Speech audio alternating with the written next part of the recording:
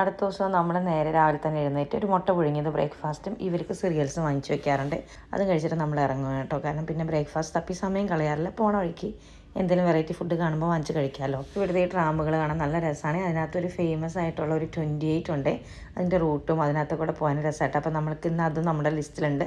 അതിനകത്ത് കയറി പോകാനുണ്ട് നമുക്ക്. നമ്മൾ പോയത് ബെലം സ്ക്വയറും അവിടുത്തെ ടവറൊക്കെ കാണാനായിട്ടോ നിറയെ തിരക്കും ആൾക്കാരൊക്കെ ആയിരുന്നേ.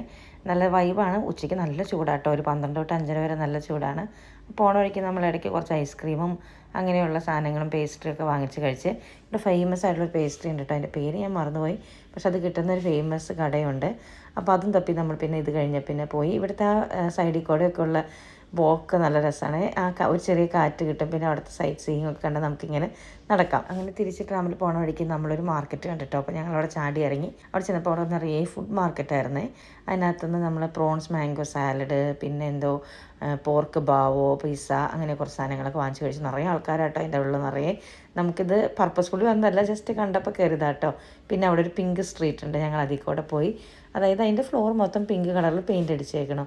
ഇവിടെ ഇങ്ങനെ കടകളിൽ ഇതുപോലെ വലിയ ഫാനോ അല്ലെങ്കിൽ ഇങ്ങനെ മിസ്റ്റൊക്കെ വെച്ചിട്ടുണ്ടാവും. ഈ ചൂടിൻ്റെ ഇടയിൽ ആൾക്കാർക്ക് ചെറിയൊരു സമാധാനം കിട്ടാൻ വേണ്ടിയിട്ട്. അതുപോലെ പാർക്കിൻ്റെ ഇടയിലുണ്ട് കേട്ടോ ഇങ്ങനെ മിസ്റ്റുകൾ വരുന്ന സ്ഥലങ്ങൾ വെച്ചിട്ടുണ്ടാവും.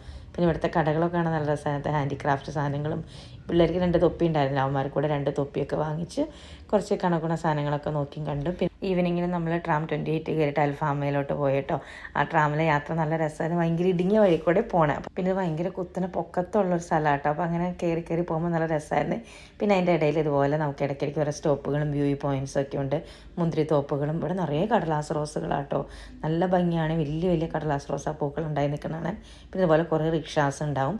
പിന്നെ ഏറ്റവും മണ്ടയ്ക്ക് കയറിയിട്ട് നമ്മളവിടുത്തെ വ്യൂയിങ് പോയിന്റിൽ കയറുന്നു. അവിടെയൊക്കെ ഇതുപോലെ നിറയെ ആൾക്കാരും. പിന്നെ ഇതുപോലെ എന്തെങ്കിലുമൊക്കെ ഷോസ് കാണിച്ച് പാട്ട് പാടാം, മ്യൂസിക്കൽ ഇൻസ്ട്രുമെൻറ്റ്സ് വായിക്കാം, അല്ലെങ്കിൽ ചെറിയ ഡാൻസുകൾ, അങ്ങനെ കുറേ കുട്ടി ട്രിക്കുകളൊക്കെ കാണിക്കുന്ന കുറേ ആൾക്കാരൊക്കെ ഉണ്ടാവേ. അവിടെ ഞങ്ങളധികം ഫുഡ് കഴിച്ചില്ല. കാരണം 1-2 സാധനം വാങ്ങിച്ചപ്പോൾ തന്നെ ഭയങ്കര പൈസയായിരുന്നു. ഇത്രയും പൊക്കത്തുള്ള ഒരു സ്ഥലമായതുകൊണ്ടായിരിക്കും കേട്ടോ അത്രയും പൈസ ആയത്.